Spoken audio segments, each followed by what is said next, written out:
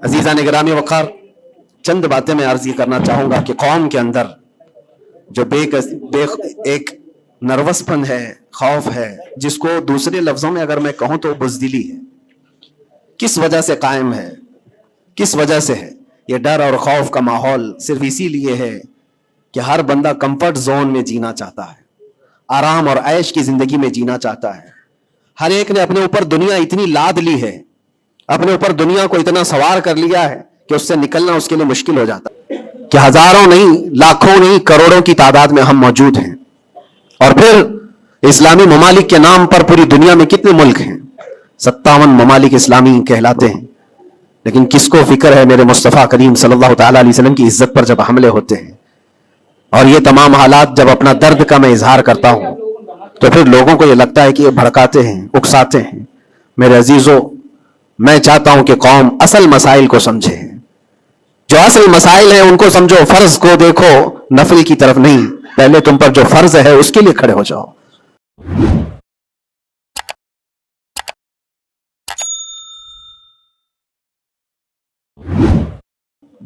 वइन यख्ज़ुलकुम फमन ज़ल्लज़ी यंसुरुकुम मिन बअदिह व अलल्लाहि फल्यतवक्कलिल मुमिनून। सदक़ल्लाहु मौलाना अज़ीम। बारगाह रिसालत मुआब सल्लल्लाहु अलैहि वसल्लम में दुरूद पाक का हदिया पेश करें। अल्लाहुम्मा सल्लि अला सय्यिदिना व मौलाना मुहम्मद माइदनिल जूदि वल करम व आलिहि व अस्हाबिहिल किराम व इब्निहिल करीम व बारिक व सल्लिम सलातन दाइमतन सरमदन अबदा। इस्लाम की फितरत में कुदरत ने वो लचक दी है, जितना ही दबाओगे उतना ही वो उभरेगा। ये मेरे मुस्तफ़ा करीम सल्लल्लाहु तआला अलैहि वसल्लम के सच्चे और अच्छे दीन की हमेशा से ये तारीख रही है।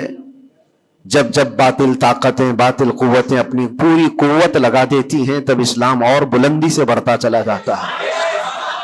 इसीलिए एक शेर में बार बार अपनी तकरीरों में कहा करता था, और उसी तकरीर के शेर को लेकर मुझ पर न जाने क्या क्या मुकद्दमे लगाए गए, और वो शेर आज क्या कयामत तक भी बोला जाता रहेगा। मैं वो फिर दोहराता हूं इसलिए कि वो सिर्फ एक शेर नहीं बल्कि हमारा ईमान भी है।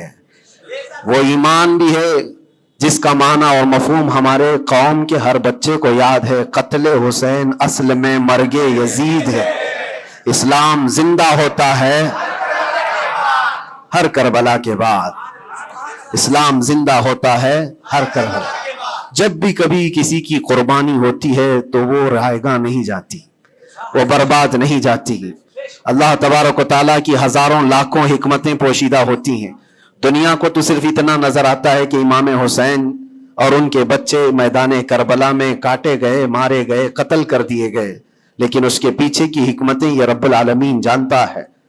और आज तक कौम इसको समझ रही है कि इस्लाम में जो आज हरियाली बाकी है उसमें खून हुसैन का किरदार है। और हमारे अइम्मा किराम बुजुर्गान दीन ने इसको अपने खून से, अपनी मेहनतों से सींचा है। लिहाजा मेरे अजीजों, आप सबको भी कभी ये नर्वस होने की जरूरत नहीं।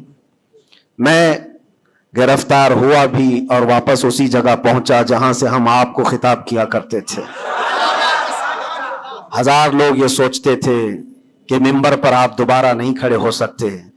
हमने उनसे यही कहा था, मेरा रब तबारक व तआला चाहे तो तुम्हारी गर्दन पे भी खड़ा कर देगा। मिंबर पर ही नहीं, जहां वो रब तआला चाहे खड़ा कर दे। और जब तक उस परवरदिगार आलम को मंजूर ना हो, वो अल्लाह तबारक व तआला हमें किनारे रखता है। ये सहाबा इकराम, औलिया कामिलीन सबकी तारीख में रहा है। आज बड़ी खुशी है इस बात की कि हम उसी मस्जिद में वापस आपके साथ जुमा अदा कर रहे हैं। इस मस्जिद की रूहानियत और इसकी नूरानियत हमें वापस यहाँ खींच लाती है। कई महीनों के सफर भी होते हैं, लेकिन वापस इस मस्जिद में आ जाते हैं। न जाने यहाँ के लोगों की दुआएं या यहाँ का क्या ताल्लुक है।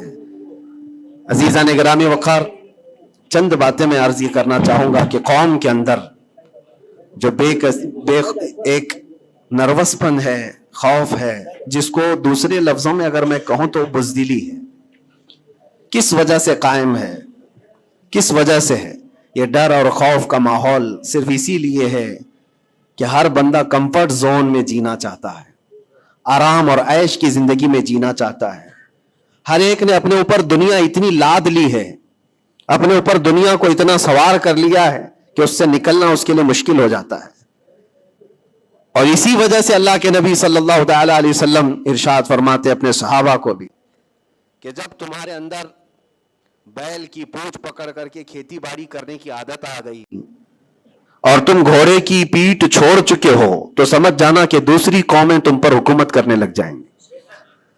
آج بیل کی پونچھ پکڑ کر کھیتی باڑی کرنے کا مطلب صرف یہ نہیں ہے کہ کسان بن جائے. سب کا حال یہ ہے کہ ہمیں دنیا جمع کرنا ہے, دنیا جمع کرنا ہے, اور اس دنیا جمع کرنے کے چکر میں اس کی پوری عمر ختم ہو جاتی ہے, لیکن وہ حسرت پوری نہیں ہوتی, وہ حسرت پوری نہیں ہو پاتی. جتنی چیز کی تمہیں ضرورت تھی وہ تو حاصل ہو چکا تھا, لیکن اس سے زیادہ کی طلب میں ہم بھاگتے ہی رہے, بھاگتے ہی رہے. ہم یہ نہیں کہتے کہ آپ گھر نہ بنائیں, ہم یہ نہیں کہتے کہ آپ اچھے کپڑے نہ پہنیں, سب کریں, لیکن کم از کم اس بات کا خیال رکھنا چاہیے کہ اس دنیا کی کمائی میں اور اس کی طلب میں کہیں ایسا نہ ہو کہ میرا دین چھوٹ جائے, ایسا نہ ہو کہ اللہ کے نبی صلی اللہ تعالی علیہ وسلم سے جو میری محبت ہے اس میں کمی آ جائے. یاد ہے آپ کو ایک حدیث پاک, اللہ کے حبیب صلی اللہ علیہ وسلم ارشاد فرماتے ہیں کہ مجھے میرے بعد اس بات کا خوف نہیں ہے کہ میری امت مشرک ہو جائے گی, کافر ہو جائے گی. حضور پاک صلی اللہ علیہ وسلم فرماتے ہیں مجھے اس بات کا ڈر نہیں ستاتا کہ میری امت مشرک ہو جائے گی, کافر ہو جائے گی, مگر اس بات کا اندیشہ لگا رہتا ہے کہ میرے بعد تم پر دنیا پھیلا دی جائے گی اور دنیا سمیٹتے سمیٹتے تم اللہ اس کے رسول کو بھول جاؤ گے. آج وہ حالات ہیں میرے عزیزوں, سب کے وہی حالات ہیں.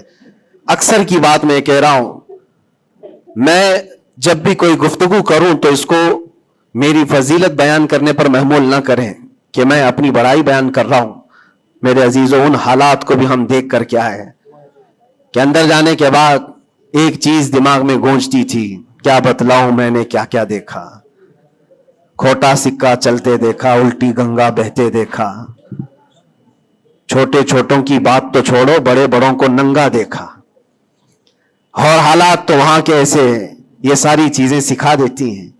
اور پھر اس بات کا خیال آتا ہے کہ امت آج کن مسائل میں گھری ہوئی ہے, جبکہ طوفان اندر انتظار میں ہے تباہی کے لیے. ہم جن مسائل میں گھرے ہوئے ہیں اس کو دیکھ کر کے پھر ڈر لگتا ہے. علماء کے مسائل, پیران اعظام کے مسائل, جماعتوں کے مسائل, چھوٹی چھوٹی باتوں پر ہم کورٹ کچہری کے چکر کاٹتے رہتے ہیں, مسجدوں کے مسائل, لیکن جبکہ دشمن نے کہاں سے کہاں تک تمہارے لیے منصوبے بنائے ہیں. حیرت ہوتی ہے میرے عزیزوں. پھر وہ محاورہ ہے یا تاریخ ہے مجھے پتا نہیں, لیکن ایک بات لگتی ہے کہ بغداد پر ہلاکو جب حملہ کرنے آیا تھا تو اس وقت سنا کہ علماء چھوٹی چھوٹی چیزوں میں بحث مباحثے میں مبتلا تھے, جبکہ قوم کو انہیں اس بات کے لیے تیار رکھنا چاہیے تھا کہ ایک ظالم قوم تم پر حملہ آور ہے, اس کے مقابلے کے لیے کھڑے رہو. آج میں یہی کہنا چاہتا ہوں میرے عزیزوں, چھوٹے مسائل کو درکنار ایک جگہ رکھو. امت مصطفیٰ آج جس قسم پرسی کی حالت میں ہے, جب نبی پاک صلی اللہ تعالی علیہ وسلم کی عزت پر حملے ہیں تو پھر تمہاری عزت کہاں خاک میں رہنے والی ہے. ہماری اپنی عزت کی بچانے کی کیا فکر کرنی ہے آپ کو. پوری دنیا کا حال یہ ہے. پہلے تو ایک مسلمان کی بات میں آپ کو بتاؤں, فرانس جیسا پاورفل ملک, بہت ہی مضبوط کنٹری, 100 سال پہلے کی بات بتا رہا ہوں, نبی پاک صلی اللہ تعالی علیہ وسلم کی شان میں وہ کوئی گھناؤنی یا گستاخانہ انداز کی فلم ریلیز کرنا چاہتے تھے, یا پھر کسی طرح سے مذاق مسخرے والے کام کے ذریعے سے میرے آقا صلی اللہ علیہ وسلم کو نشانہ بنانا چاہتے تھے, اور اس بات کو وہ اپنی آزادی رائے اور اپنی خیال کی آزادی کو بتاتے ہیں. اس زمانے میں سلطان عبد الحمید تھے, اور ترکی کے وہ آخری خلیفہ سلطان عبد الحمید, صرف انہوں نے ایک اسٹیٹمنٹ دیا تھا فرانس کو کہ باز آ جاؤ یہ تمام چیزیں کرنے سے, ورنہ پوری دنیا لا کر میں تمہارے سر پہ پھوڑ دوں گا. صرف اتنا جملہ تھا میرے عزیزوں. آج تک وہ نہ فلم ریلیز ہوئی اور نہ ہی فرانس اس چیز پر آیا. لیکن اب تو حالات بدل گئے, اب تو حالات ایسے بدلے کہ ہزاروں نہیں, لاکھوں نہیں, کروڑوں کی تعداد میں ہم موجود ہیں, اور پھر اسلامی ممالک کے نام پر پوری دنیا میں کتنے ملک ہیں؟ 57 ممالک اسلامی کہلاتے ہیں. لیکن کس کو فکر ہے میرے مصطفیٰ کریم صلی اللہ تعالی علیہ وسلم کی عزت پر جب حملے ہوتے ہیں؟ اور یہ تمام حالات جب اپنا درد کا میں اظہار کرتا ہوں تو پھر لوگوں کو یہ لگتا ہے کہ یہ بھڑکاتے ہیں، اکساتے ہیں.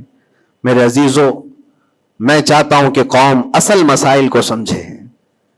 جو اصل مسائل ہیں ان کو سمجھو، فرض کو دیکھو، نفل کی طرف نہیں. پہلے تم پر جو فرض ہے اس کے لیے کھڑے ہو جاؤ. آج قوم کی بکھراؤ کو بھی دیکھتا ہوں تو ایک حدیث پاک میں آپ کے سامنے رکھتا ہوں. اللہ کے نبی صلی اللہ علیہ وسلم سے پوچھا گیا دین کیا ہے؟ میرے آقا صلی اللہ علیہ وسلم فرماتے ہیں الدین النصیحہ. دین خیر خواہی کرنے کا نام ہے، ہر ایک کے ساتھ اچھا برتاؤ. پھر پوچھا قلنا لمن یا رسول اللہ صلی اللہ علیہ وسلم، اے اللہ کے رسول کس کے لیے خیر خواہی کرنے کا نام دین ہے؟ اللہ کے رسول صلی اللہ علیہ وسلم فرماتے ہیں للہ ولکتابہ ولرسولہ وللائمۃ المسلمین وعامتہم. اللہ کے لیے، اس کی کتاب کے لیے، اس کے رسولوں کے لیے، اور مسلمانوں کے جو امام ہیں یا ان کے حاکم ہیں، ان کے لیڈر ہیں، ان کے لیے، اور تمام مسلمانوں کے لیے اچھائی کا ارادہ کرنا، بھلائی کا ارادہ کرنا، اسی کا نام دین ہے. دین کو اللہ کے نبی صلی اللہ تعالی علیہ وسلم نے ان تمام چیزوں کے ساتھ لگا کر کے آپ کو بیان فرمایا. اور آج میں اس میں سے ایک ٹکڑا ہی اگر بیان کروں کہ الدین النصیحہ لائمۃ المسلمین وعامتہم، مسلمانوں کے امام، مسلمانوں کے جو لیڈر ہیں ان کے لیے اور عام مسلمانوں کے لیے خیر خواہی کرنے کا نام دین ہے. اور آج میرے عزیزو اس بات کی بہت زیادہ ضرورت ہے، بہت زیادہ ضرورت ہے. اجتماعی طور پر سب دیکھیں کہ ہمارا مفاد کس میں ہے، امت کا کام کس میں ہو سکتا ہے. اور ایک حدیث میرے آقا صلی اللہ علیہ وسلم فرماتے ہیں من اصبح ولم یہتم، حضور اکرم صلی اللہ علیہ وسلم فرماتے ہیں من لم یہتم بامرنا فلیس منا، جو اس حال میں صبح کیا کہ میری امت کا خیال نہیں کیا، حضور فرماتے وہ ہم میں سے نہیں ہے، وہ ہم میں سے نہیں ہے. کتنی صبح ایسی ہوتی ہیں جو تم صبح اٹھ کر کے سوچتے ہو کہ امت کا کیا ہونا ہے. یا آقا کریم صلی اللہ علیہ وسلم فرماتے ہیں جس نے میری امت کا خیال نہیں کیا وہ مجھ میں سے نہیں ہے، وہ ہم میں سے نہیں ہے. عزیزان گرامی وقار، ہر ایک کو ایک درد ستاتا ہے کہ کل کیا کھاؤں گا، کل کیا پہنوں گا، میرا گھر کیسے بنے گا، میری جاب کیسے لگے گی. لیکن ان غربائے امت کے لیے کون سوچتا ہے جو کاٹے جا رہے ہیں، مارے جا رہے ہیں، جن کے گھر اجاڑے جا رہے ہیں؟ ان کے بارے میں کبھی دل کے اندر نرمی آتی ہے؟ اگر تمام مسلمانوں کے دلوں کے اندر یہ نرمی اور یہ رحم ہوتا تو میرے عزیزو حالات ایسے نہیں ہوتے تھے، حالات ایسے نہیں ہوتے. صحابہ اکرام میں سے ایک مثال میں آپ کو بتا دوں کہ ہمارا دین آج جس کو ہم لے کر کے چل رہے ہیں کتنا بکھر گیا. سچ کہا تھا حالی نے کہ اے خاص ہے خاصان رسول وقت دعا ہے، امت پہ تیرے وقت جب آ کے پڑا ہے. جو دین نکلا تھا بڑی شان سے اپنے وطن سے، آج وہ پردیس میں غریب الغربا ہے. آج دین اسلام کو ہم نے اجنبی بنا کر رکھا ہے، ہمارے گھروں میں ہی نہیں ہے، ہماری ذات پر نہیں ہے. ہم تو پھر دوسرے کو کیا تانا دیں گے؟ آپ اسلام زندہ باد کا نعرہ لگاتے ہیں اور اب اسلام کی حقانیت کو بلند و بالا انداز میں بیان کرتے ہیں، سڑکوں پر آ جاتے ہیں. تمہیں سڑکوں پر آ کر احتجاج کرنے کی کیا ضرورت ہے؟ تم اگر اسلام کو اتنا ہی پسند کرتے ہو تو اپنی بیویوں پر کیوں نہیں اسلام پسند کرتے؟ اپنی بچیوں پر، اپنے گھر والوں پر اسلام کو کیوں نہیں پسند کرتے؟ انہیں بے پردہ باہر جب گھمایا جاتا ہے تب اسلام زندہ باد کا نعرہ کیوں نہیں؟ یہ شادی ہال میں کبھی جا کر دیکھیں، یہ پارٹیوں میں جا کر دیکھیں، اندازہ بھی نہیں ہوتا کہ یہاں مسلمانوں کا جم غفیر ہے. میرے عزیزو ایک حدیث عرض کرتا ہوں، حضرت ابو دردہ رضی اللہ تعالیٰ عنہ سے منسوب ہے. حضرت عمر فاروق رضی اللہ تعالیٰ عنہ کا زمانہ خلافت ہے اور عادل کے وہ بادشاہ ہیں. بیٹھے ہوئے تھے، ایک شخص کو پکڑ کر لایا گیا عدالت میں، کہا گیا کہ اس نے قرض لیا ہے اور یہ دیتا نہیں ہے. تو جو قرض خواہ تھے وہ بھی صحابی تھے، انہوں نے کہا کہ یہ اجنبی آدمی مدینے کا تو ہے نہیں، لیکن میں نے اس کو پیسے دیے تھے، یہ واپس نہیں لوٹاتا اور آئیں کائیں کرتا رہتا ہے، بہانے بناتا ہے. حضرت عمر فاروق رضی اللہ تعالیٰ عنہ نے اس اجنبی شخص سے کہا اب تم کیا کہنا چاہتے ہو؟ تمہیں قید میں ڈال دیا جائے گا, تم اس کے پیسے ادا کرنا چاہتے ہو یا نہیں؟ اس نے کہا مجھے 2 دن کی مہلت چاہیے, میں جاؤں گا اور لا کر کے واپس اس کی رقم ادا کر دوں گا جو مجھ سے تقاضا کر رہے.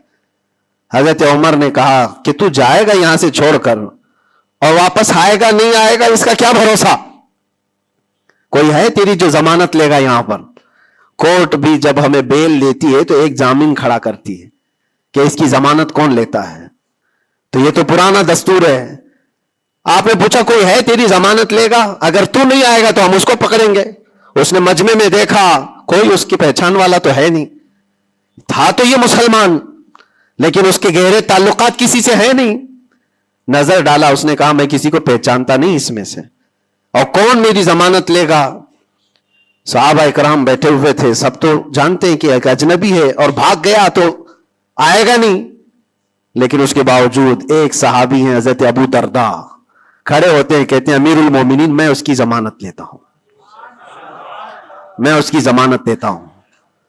کہا تم جانتے ہو اس کو؟ کہا جانتا تو نہیں, اتنا ہے کہ یہ مسلمان ہے, اتنا ہے کہ میرے آقا صلی اللہ تعالی علیہ وسلم کا غلام ہے. کہا کہ اگر یہ واپس 2 دن کے اندر نہیں آیا تو ابو درداء نے کہا امیر المومنین آپ مجھے گرفتار کر سکتے ہیں, میں اس کی جگہ پر قید میں چلا جاؤں گا. تو آپ نے لکھوا دیا اور اس شخص کو چھوڑ دیا, جاؤ 2 دن کا تمہارے پاس ٹائم ہے, لوٹ آ جاؤ. وہ چلا گیا. لوگوں میں تو یہی مشہور تھا, ایک بار جو چھوٹ گیا وہ عدالت سے واپس کہاں آتا ہے, کب وہ کسی کے شکنجے میں آئے گا.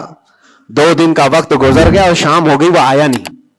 مغرب کا وقت تھا, اس سے پہلے امیر المومنین نے کہلا بھیجا کہ ابو درداء سے کہو کہ اپنی گرفتاری دے دے, جس کی وہ ضمانت لیا تھا وہ آیا نہیں ہے. عدالت پھر سے لگی, قرض خواہ جنہوں نے قرض دیا تھا وہ بھی تھے, اور حضرت ابو درداء کو لایا گیا. کہا کہ میں تیار ہوں, وہ نہیں آیا. لیکن ابھی عدالت ختم ہونے سے پہلے دیکھا کہ وہ شخص واپس لوٹ آیا, مال بھی لے کر کے آیا, اور کہا کہ امیر المومنین مجھے تاخیر ہو گئی, میں معافی چاہتا ہوں, راستہ ایسا تھا ویسا تھا, لیکن میں لوٹ آیا اور جس کی امانت ہے وہ واپس کرتا ہوں. حضرت عمر فاروق رضی اللہ تعالیٰ عنہ نے فرمایا ٹھیک ہے, جس کا قرض ہے, جس کے تم نے لیے تھے اس کو لوٹا دو. اس نے جب وہ قرض خواہ جو صحابی تھے ان کو لوٹانے کی بات کی کہ آپ کی امانت آپ لے لیں, تو وہ کھڑے ہوئے اور کہا کہ میں معاف کر دیتا ہوں, جو تو نے لیا تھا اس کو میں نے معاف کر دیا, جاؤ. تو حضرت عمر فاروق رضی اللہ تعالیٰ عنہ فرماتے ہیں کہ پھر یہ مجلس دیکھی تو اس اجنبی شخص سے پوچھا تو چاہتا تو بھاگ جاتا, تو چھوڑ کر چلا جاتا, واپس نہیں آتا تو کون پکڑ کر لاتا, تو کس علاقے کا ہے یا کہاں جاتا, واپس کیوں آیا؟ جانتے ہو اس نے کیا جواب دیا؟ امیر المومنین آپ سچ کہہ رہے ہیں, میں ایسی جگہ چلا جاتا جہاں سے لوگ مجھے پکڑ کر نہ لاتے, تھوڑی سی رقم ضرور تھی, میں بچا کر کے چلا جاتا, لیکن دل میں یہ خیال آیا کل کو دنیا یہ کہے گی رسول اللہ کے غلام دھوکے باز ہوتے ہیں,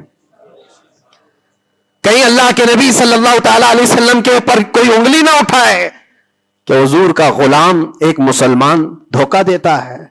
اس لیے میں واپس لوٹ آیا, میرے لیے دنیا حقیر ہے, میرے مصطفیٰ کی نسبت بہت بلند ہے. امیر المومنین نے ابو درداء سے پوچھا کہ اے ابو درداء, تم ایک اجنبی شخص کی ضمانت لینے کو تیار ہو گئے, تمہارے اندر کیا جذبہ آ گیا ایسا؟ ابو درداء نے کہا امیر المومنین میں نے دیکھا یہاں پر حالات ایسے کہ اس کو پہچاننے والا کوئی نہیں, اور اگر ہم میں سے کوئی بھی نہیں اٹھتا تو یہ شخص اور اس کے بعد آنے والی قوم یہ کہتی حضور پاک صلی اللہ علیہ وسلم کے غلاموں میں مدد کرنے کا جذبہ ختم ہو گیا ہے, نبی پاک صلی اللہ تعالی علیہ وسلم کے غلاموں میں مدد کرنے کا جذبہ چلا گیا. کوئی اگر یہ تانا مارتا, اس لیے میں کھڑا ہو گیا. زیادہ سے زیادہ کیا ہوتا کہ میں قید میں چلا جاتا, لیکن میرے نبی کی ذات پر کوئی انگلی تو نہیں اٹھا سکتا. حضرت امیر المومنین نے اس صحابی سے پوچھا تم نے قرضہ معاف کیوں کر دیا؟ اور عدالت میں مقدمہ کیا تھا, معاف کرنا تھا تو پہلے کر دیتے. آپ نے کہا کہ میں اس کو پہلے پہچانتا نہیں تھا, لیکن یہ جب 2 دن کا موقع لے کر گیا بھی اور واپس لوٹ آیا بھی تو امیر المومنین میرا تو یہ حق بنتا ہے کہ میں اس مسلمان کا قرض معاف کر دوں, اس لیے کہ میرے دل میں بھی یہ خیال آیا کہ اگر میں معاف نہ کرتا تو کل کو دنیا یہ کہتی کہ رسول اللہ کے غلاموں میں معاف کرنے کا جذبہ بھی چلا گیا. یہ ہے پورا دین, یہ ہے پورا دین. ایک دوسرے کو معاف کرنے کا جذبہ, ایک دوسرے کی مدد کرنے کا جذبہ اور وعدے کو مکمل کرنے کا جذبہ, یہ کل ملا کر کے دین بنتا ہے. عزیزان گرامی وقار, آج جن حالات سے ہم گزر رہے ہیں, ہمارے درمیان نفرتوں کی دیواریں کھڑی ہیں, ایک دوسرے کو سلام کرنے سے بھی کتراتے ہیں, جبکہ مسجد کی صفوں میں شانے سے شانہ لگا کر کھڑے ہوتے ہیں. پھر وہ کون سا جذبہ ہے جو مر گیا ہے یا ختم ہونے کو آ گیا ہے؟ زندہ کرو. ہم اس نبی پاک صلی اللہ تعالیٰ علیہ وسلم کی امت میں ہیں, اس نبی پاک صلی اللہ تعالیٰ علیہ وسلم کی امت ہے جہاں ہماری جان جا رہی ہو لیکن میرے پڑوس میں کوئی پیاسا ہو تو ہم پانی نہ پی کر اسے پانی پلا دیتے ہیں. ہماری یہ تاریخ رہی ہے کہ نہیں رہی ہے؟ صحابہ اکرام کی یہ تاریخ ہے. مدینہ طیبہ کو جا کر دیکھ لینا, نبی پاک صلی اللہ تعالیٰ علیہ وسلم کے اس پاک زندگی میں ایسا بھی تھا کہ ایک صحابی کے گھر گوشت کا تحفہ آیا, بھنا ہوا گوشت تھا, کسی نے دیا, انہوں نے یہ سوچ کر کے بغل میں دے دیا مجھ سے زیادہ بھوکے میرے پڑوسی ہیں. پڑوسی نے یہ سوچا مجھ سے زیادہ میرا پڑوسی بھوکا ہے. وہ گوشت کی بھنی ہوئی سری بکری کی مدینے میں ایک رات میں سب گھروں میں گھومتی گھومتی اسی پہلے صحابی کے گھر آ گئی. ہر ایک کو یہ خیال تھا مجھ سے زیادہ حق اس کا ہے, ہر ایک کو یہ خیال تھا مجھ سے زیادہ اس کا حق ہے. عزیزان گرامی وقار, آج جو حالات ہیں وہ بہت بدلے ہوئے لگتے ہیں, بہت بدلے ہوئے لگتے ہیں کہ ہر ایک کو یہ لگتا ہے سب سے زیادہ حقدار میں ہوں, مجھ پر ہی رحم ہونا چاہیے, میری مدد ہونی چاہیے, دوسرے کی ہو یا نہ ہو. یہ تمام باتیں صرف اس لیے کہہ رہا ہوں کہ ائمۃ المسلمین اور عامتہم جو حدیث پاک میں آیا ہے, مسلمانوں کے امام, مسلمانوں کے لیڈر, ان کے بارے میں خیر خواہی کرنا یہ بھی دین ہے.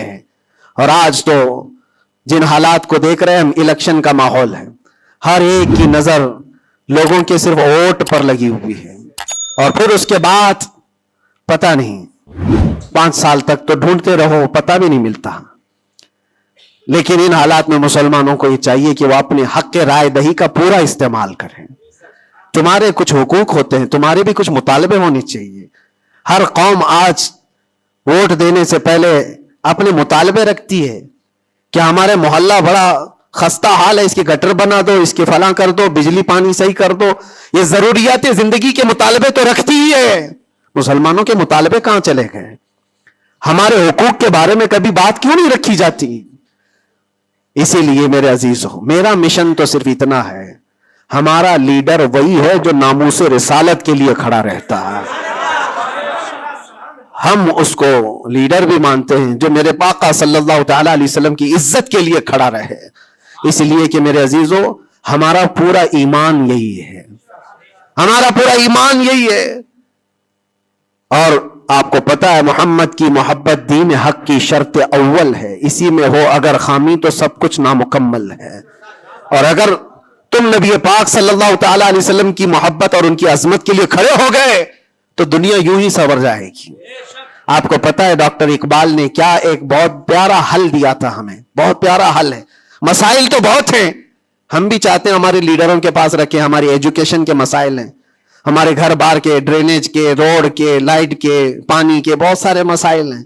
اس کے علاوہ غربت کے مسائل, جاب لیس نوجوانوں کے مسائل, بہت ساری چیزیں, کیا کیا مسئلے رکھے. اور پھر قوم کے اندر جو خرابیاں آئی ہیں وہ تو ایک پہاڑ کے برابر ہیں. ہر دوسرا تیسرا نشے کا عادی ہے, ہر دوسرا تیسرا اخلاق سے گرا ہوا ہے.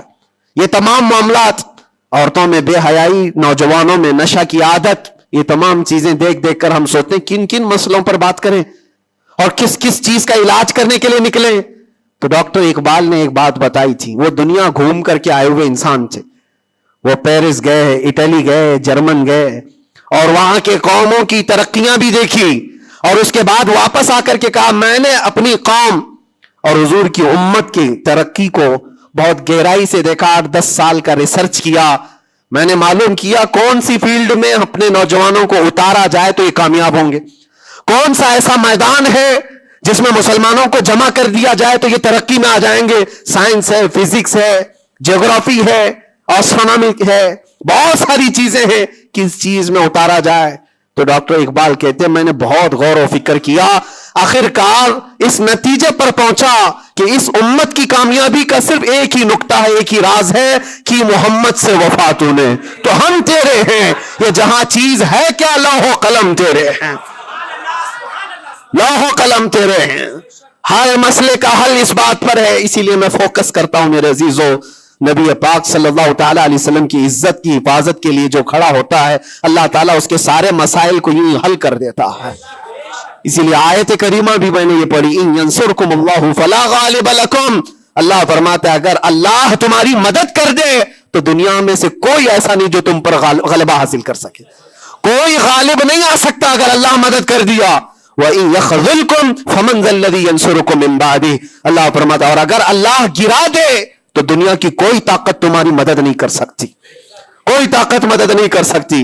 ایک بات، بہت ساری چیزیں ہم نے سیکھی ہیں، جیل کے اندر کے حالات انشاءاللہ کبھی طویل داستان پوری میں بیان کروں گا، لیکن ایک بندے کو دیکھا تھا، اس کے گھر والے بھی چھوڑ چکے سب، اس کو چھوٹا سا ایک کیس ہے لیکن جیل کے اندر اس کی ضمانت ہوتی نہیں، گھر والے کرانا چاہے تو ہو جائے 4 دن 5 دن میں، لیکن کوئی چاہتا نہیں، تھوڑا سا مانسک سنتولن بگڑتا چلا گیا، دماغی توازن کھونے لگا۔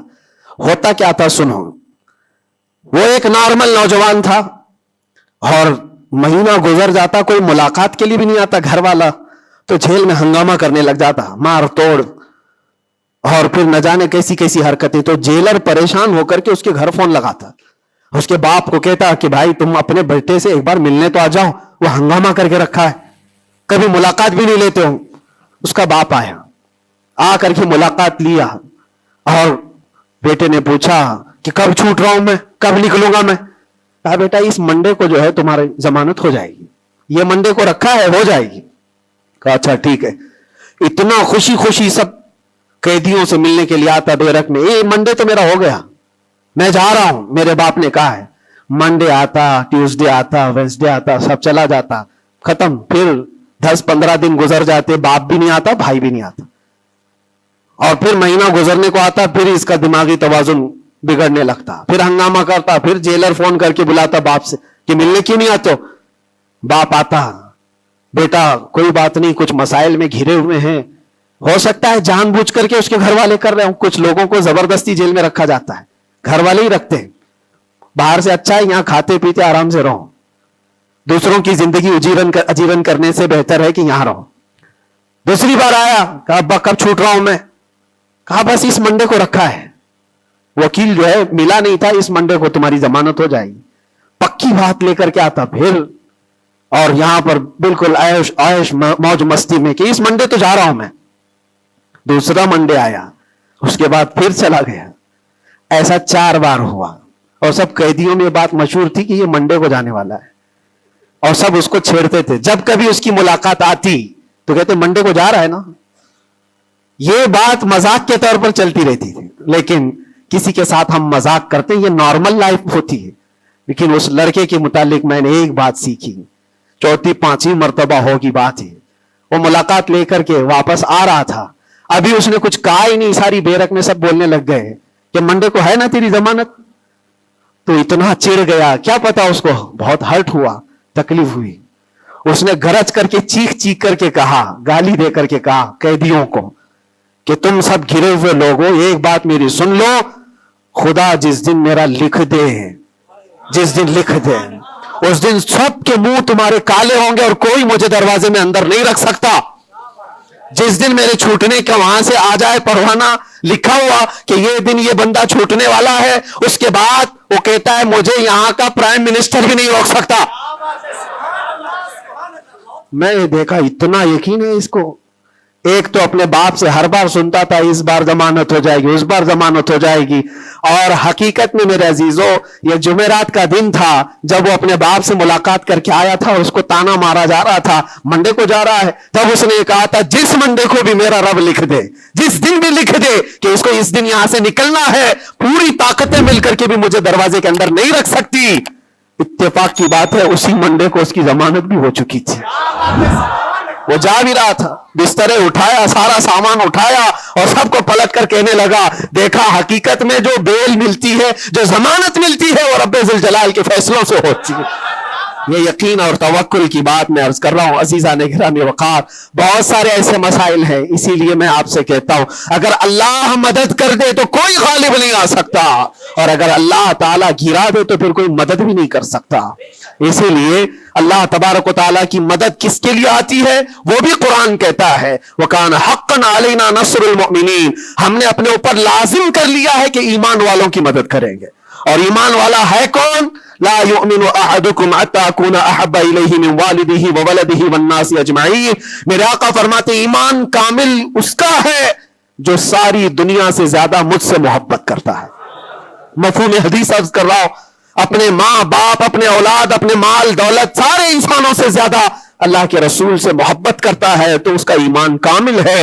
اور جس کے ساتھ ایمان کامل ہوگا اس سے اللہ کی مدد آئے گی, اس پر اللہ کی مدد آئے گی.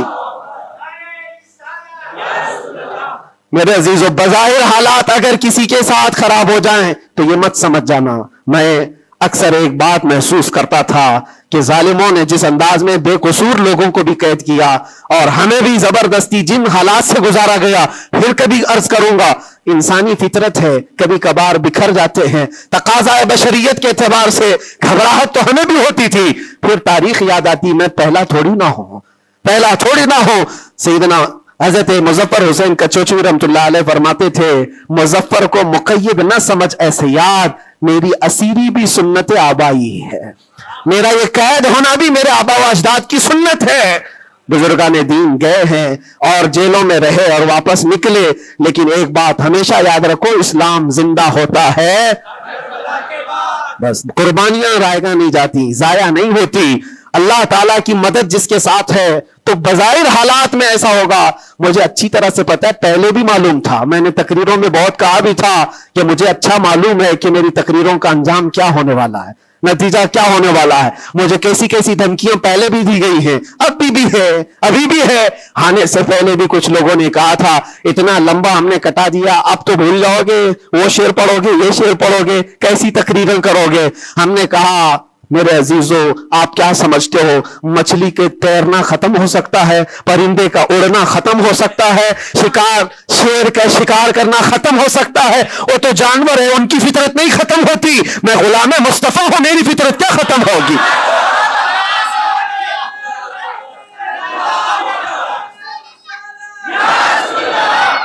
میں غلام مصطفیٰ ہوں, حق بات بولنا میری فطرت ہے, اور ہم اپنی فطرت سے بغاوت نہیں کرتے.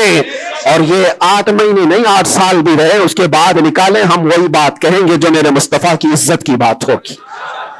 عزیزان گرامی وقار, حالات بظاہر کچھ دنوں کے لیے ہوتے ہیں.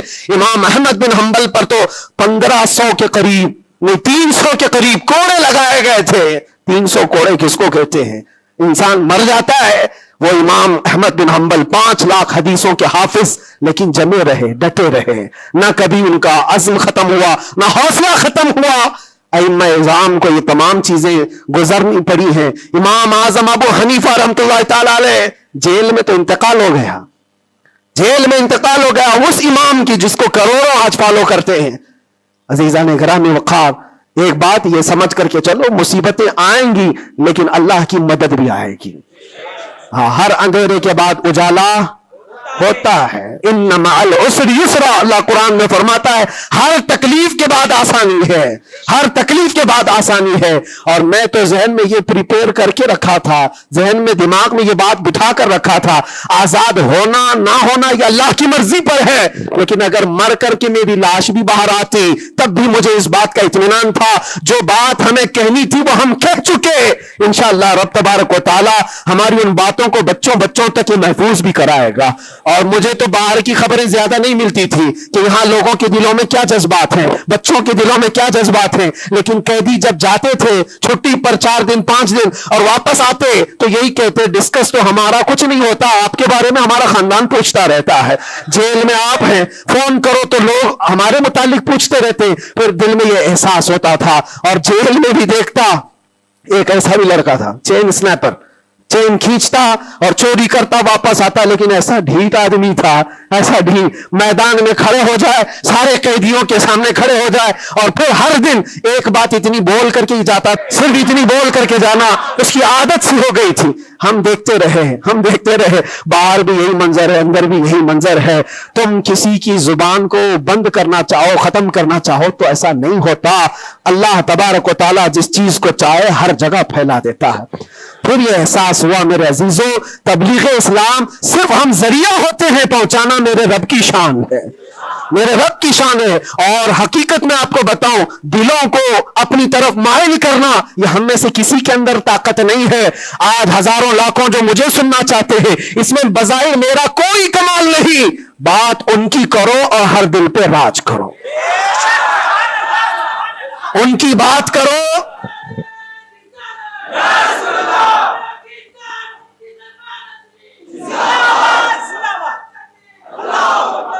इसीलिए आज के हालात में आखिरी बात अर्ज कर रहा हूं, मैं माजरत चाहता हूं, आज थोड़ा सा वक्त ज्यादा हुआ है, इसलिए कि ये हमारी मस्जिद है और हमारे ऊपर कोई यहां पाबंदी नहीं है। यहां पर अल्हम्दुलिल्लाह जो लोग बैठे हैं 8 महीने के बाद सुन रहे, 9 महीने के बाद सुन रहे हैं, तो थोड़ी कसर मैं भी निकाल लूं। इसलिए मैं थोड़ा ज्यादा वक्त आपके साथ ले रहा हूं। इन हालात के साथ जो आपको फैसला लेना है मेरे अजीजों, सोच समझ करके अपना मुतालबा भी तो रखो, अपना मुतालबा भी रखो कि हम उन लीडरों के साथ खड़े हैं जो 500 रुपए बांट करके, गले में पट्टे डलवा करके, हमें नारे लगवा करके घुमा ले। बस नहीं, हमारा मकसद और हमारा मुतालबा इतना हो, उन हुक्काम, उन लीडरों के पास ये बात रखो, मेरा घर मेरा मोहल्ला ना बना पाया तो कोई बात नहीं, लेकिन इतना वादा करो कि मेरे मुस्तफा की इज्जत पर जब बात आए तो तुम डट कर खड़े रहोगे। ये गुस्ताखियों का माहौल खत्म होना चाहिए, होना चाहिए कि नहीं होना चाहिए। इसीलिए मेरे अजीजों, और बज़ाहिर हमारी बात यह है कि हम सबसे उन लोगों से मोहब्बत जरूर करते हैं जो कौम और मिल्लत और मुल्क की फलाह और बहबूदी और मेरे हुजूर पाक की इज्जत के लिए खड़े होते हैं। हम उनके साथ हैं किसी भी तरह से। हमारा तो मकसद, हमारा मिशन सिर्फ इतना है, किसी की जय विजय क्यों पुकारे, क्या गरज हमको, हमें काफी है सैयद अपना नारा, हमें काफी है सैयद अपना नारा या रसूल अल्लाह। हम उस मिशन के आदमी हैं। लेकिन फिर भी जिन हजरात ने भी मोहब्बतों के साथ हमारे नाम को फैलाया है, उनके मकासद अगर सिर्फ पॉलिटिकल हैं तो हमारा उनके साथ कोई भी लेन देन नहीं, हमारा उनके साथ कोई ताल्लुक नहीं। हां, अगर इसलिए हमारे नाम का इस्तेमाल किया या हमें बुलाया या हमें खड़ा किया कि अल्लाह के नबी सल्लल्लाहु ताला अलैहि वसल्लम की नामोस और उनकी इज्जत के लिए है, तो हम हर दिन आपके साथ हैं, हम हर दिन आपके साथ हैं। लोगों को यह लग रहा है इलेक्शन आया है, मुफ्ती साहब उस लीडर के पास जा रहे हैं, इस लीडर के पास जा रहे हैं, ये सब अफवाहें बहुत सारी फैली हैं। मेरे अजीजों, थोड़ा इंतजार करो। और मैं उन सियासी नेताओं से भी कहूंगा, आप इलेक्शन में कंट्रीब्यूट कर रहे हैं, हिस्सा ले रहे हैं, सियासत में आप मौजूद हैं, आगे बढ़ो, हम आपको रोक नहीं रहे हैं।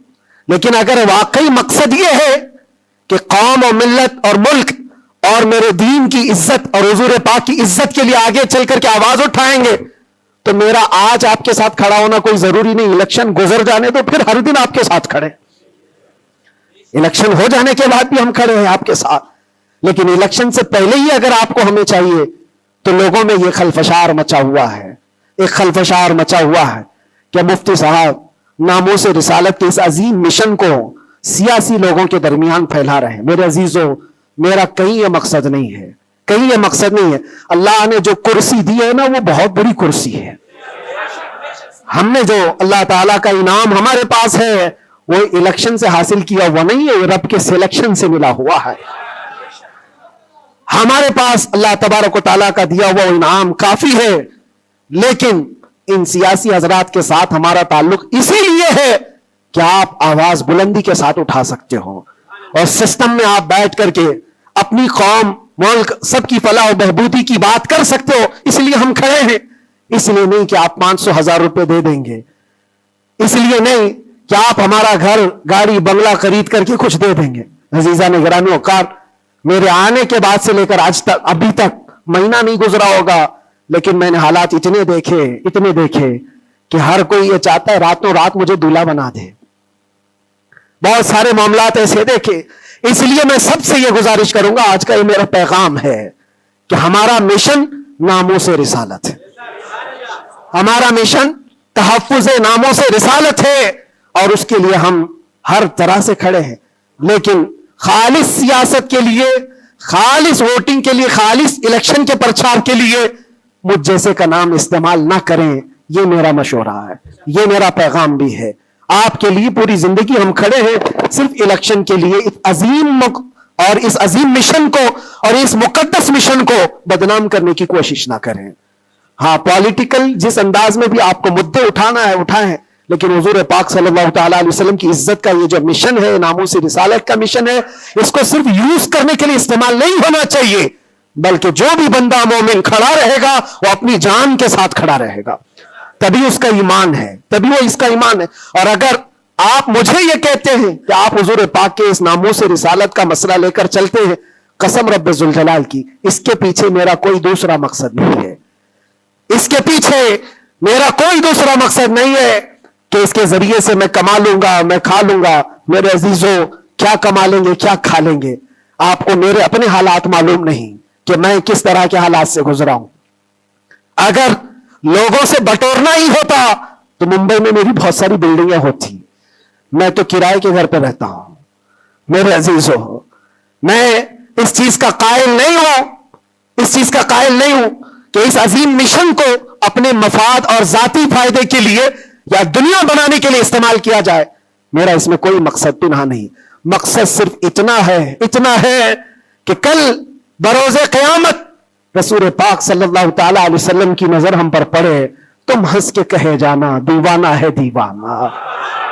بس میرا مقصد یہ ہے, اتنا ہے کہ نبی پاک صلی اللہ تعالی علیہ وسلم کی نظر عنایت ہو, ارشاد فرما دے کہ فرشتوں چھوڑ دو اس کو, یہ میرا دیوانہ ہے. بس اس مقصد کو لے کر ہم چلتے ہیں.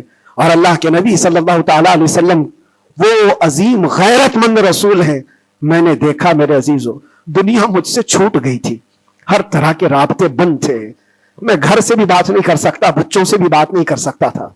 مجھے اندھیری کوٹھری میں رکھا گیا تھا جہاں سے آسمان بھی نظر نہ آئے. کئی دن گزرتے رہے, لیکن قسم ہے اللہ رب العزت کی, اس کے ذات کی, اس رسول پاک صلی اللہ علیہ وسلم سے جس سے ہم محبت کرتے تھے, انہوں نے ہمیں تنہا نہیں چھوڑا. میرے مصطفیٰ نے تنہا نہیں چھوڑا. ہم نے جو وہاں دیکھا ہے وہ بیان سے بھی باہر ہے. کسی دن نہ پھسلنے دیا, کسی دن نہ بہکنے دیا, کسی دن نہ ٹوٹنے دیا. جس طرح مضبوطی کے ساتھ کھڑے تھے باہر, اسی طرح کھڑے رہے. ورنہ تنہا رہتے وہاں پر آدمی ڈپریشن کے شکار میں پاگل ہو جاتے. پاگلوں کا پورا ایک یاد بنا ہوا ہے. لوگ اپنے ذہنی دن اور توازن کھو چکے ہیں. پیشاب پخانے ان کے کپڑوں میں ہونے لگتے ہیں. پاگلوں کا یاد ہے, لیکن ان کو حکومت چھوڑتی نہیں ہے.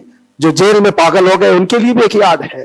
ایسے کتنے لوگ ہیں, ان کو دیکھ کر گھبراہٹ تو ہوتی تھی, لیکن پھر تنہائی میں جب میرے مصطفیٰ کریم صلی اللہ علیہ وسلم کو یاد کرتے تو پھر وہ اپنے چہرے جمال جہاں آرا سے جو مشرف کرتے, جو انعامات دیتے تھے, وہ میرے لیے کافی ہے. اس کے بعد پھر کسی چیز کی حاجت نہیں ہوتی تھی. پھر وہ صحابہ کی بات یاد آتی. ایک خاتون مدینے کی جنگ احد میں جن کے باپ شہید ہو گئے, جن کا بھائی شہید ہوا, جن کا شوہر شہید ہوا, بیٹا بھی شہید ہوا, ایک جنگ میں 4 لوگ شہید ہوئے. وہ عورت کہتی ہے مجھے ایک بار رسول اللہ کو دکھا تو دو, میرے آقا سلامت ہیں یا نہیں. وہ کہتے ہیں صحابہ کہ ہاں وہ سلامت ہے. وہ خاتون میرے مصطفیٰ کے چہرے کو دیکھتی ہے اور اس کے بعد کہتی ہے کل مصیبت بعدک جلل یا رسول اللہ, اے اللہ کے رسول آپ کے ہوتے ہوئے ہر مصیبت حل کی ہے. آپ اگر سلامت ہیں تو ہر مصیبت چھوٹی ہے.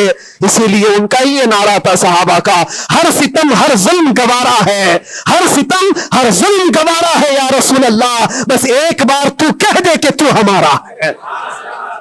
ایک بار تم کہہ دو کہ تو ہمارا ہے، ہر ستم ہر ظلم ہمیں گوارا ہے۔ اللہ کریم ہم سب کو حضور پاک کی محبت میں جینے مرنے کی توفیق عطا فرمائے۔